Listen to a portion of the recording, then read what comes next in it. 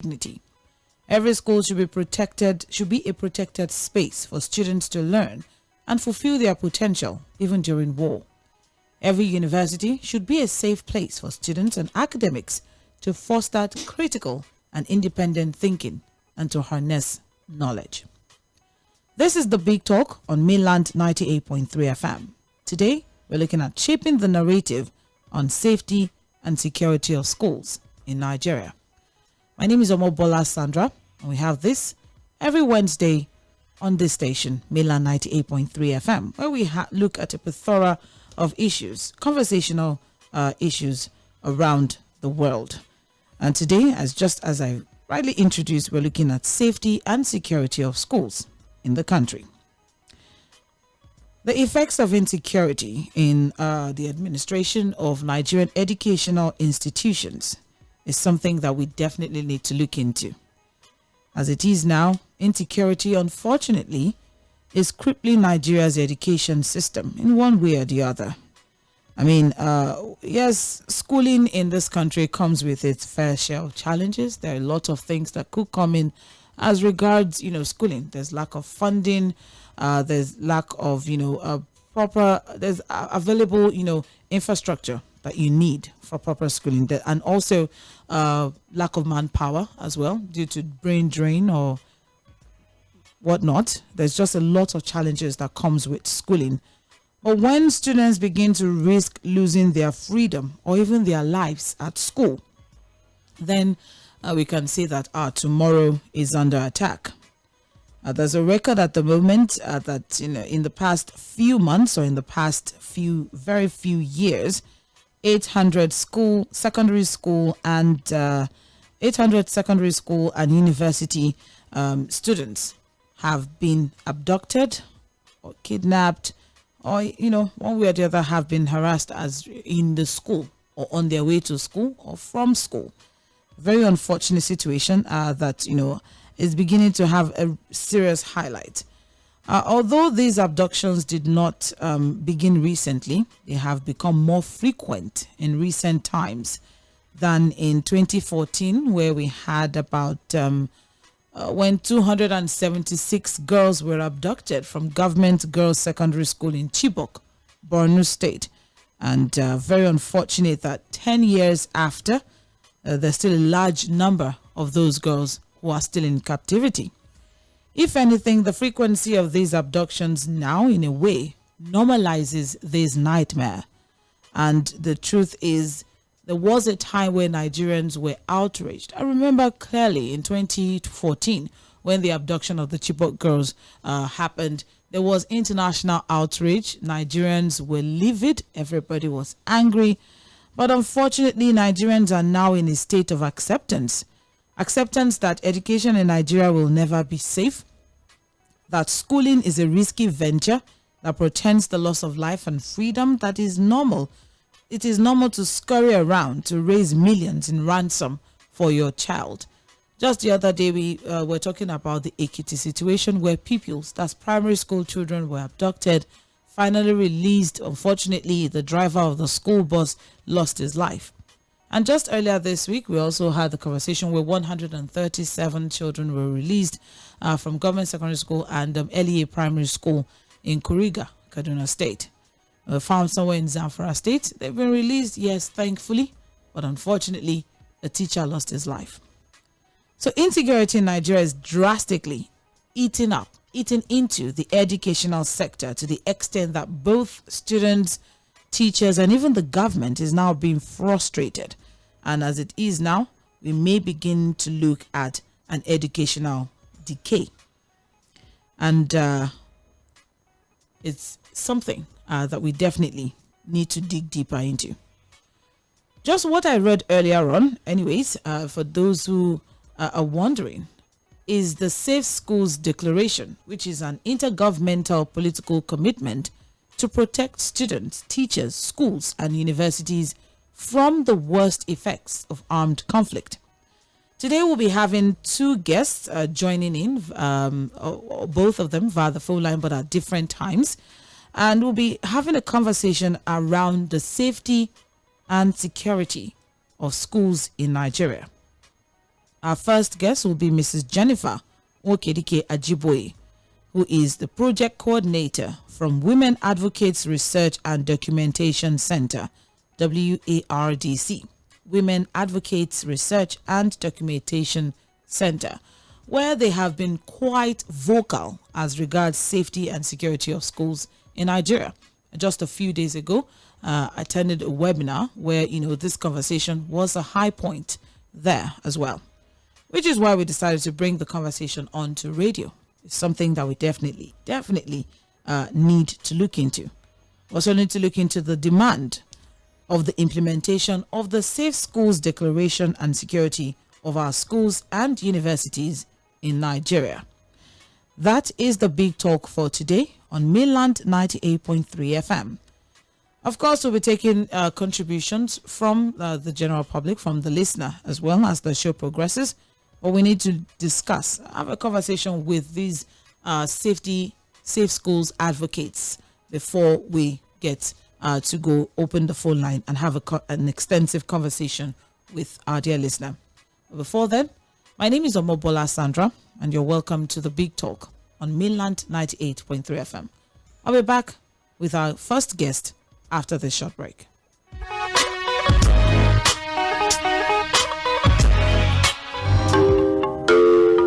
This is the Big Talk with Omobola Sandra.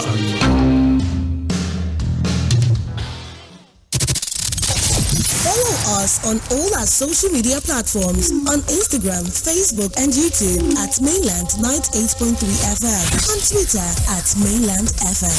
We are the sound of Lagos.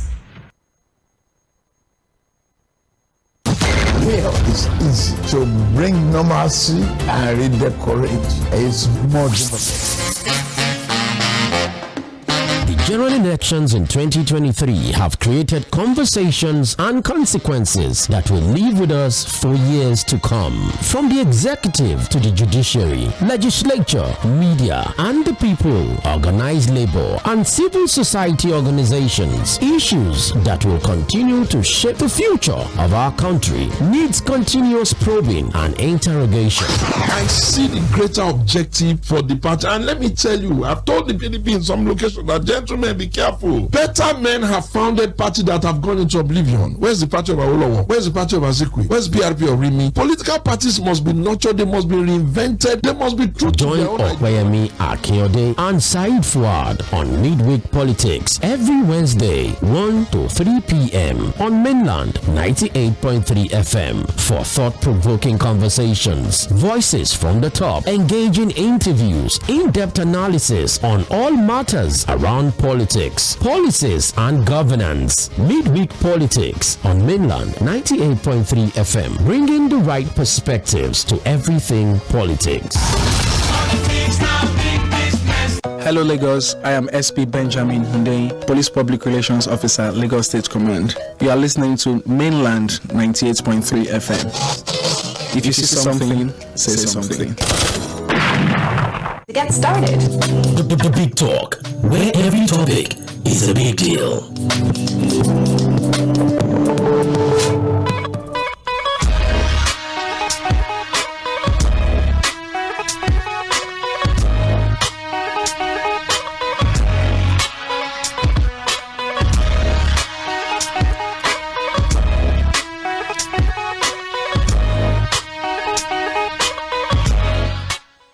Thank you for staying with us. It is still the Big Talk on Mainland 98.3 FM. Time check right now is 11 minutes gone past 10, and it is time for us to bring our first guest into the conversation in person of Mrs. Jennifer Mᴏ괜ᴜ Mᴏɪᴜ, who is a project coordinator with WARDC, that is Women Advocates Research and Documentation Center. And we're going to be having a conversation as regards the narrative on safety and security of schools in Nigeria. Good morning. Thank you for joining in. Good morning, Mobola. Thank you for having me. All right. Thank you very much. All right. Let's get into the conversation. I mean, there's a reason why I saw earlier on your social media, that is WARDC, the advocacy has been as regards safety and security of schools in the country. So can you give us, a context to why, this advocacy came up and, what has been done so far? Okay, first of all, education is a fundamental human right, and schools are important to nation building.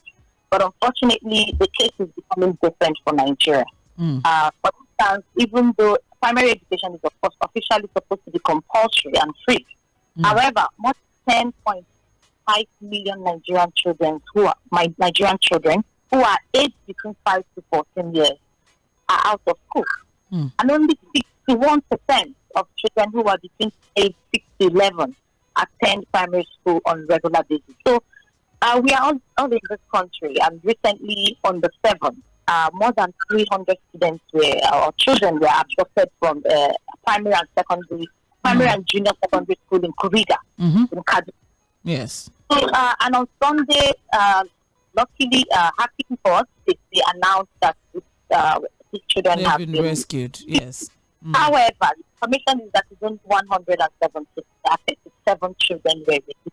We are all happy about this. However, it left us with a lot of questions. What is the fate of the children who are yet to be released? Do we really have an accurate number of the children who were really abducted? And what really happened? So did they pay ransom for their release? What is the government now negotiating with their bandits? So these are questions. So if the government had put measures in place, these things would have been averted. And you find out that we are now in a nation that is spending more money on responding to issues rather than spending less on preventing issues. So this is one of the reasons. These are some of the issues the webinar has tried to address. So, but see, we are women advocates research and documentation center. We've been here for quite a while. So the webinar is one of the series of our projects. One of the series of activities in our safe school project, which is funded by or supported by United Nations Democracy Fund to ensure effective implementation of these policies in Nigeria. So one of the main aim of the webinar is to foster public awareness of the existence of SSD. SSD is Safe School Declaration.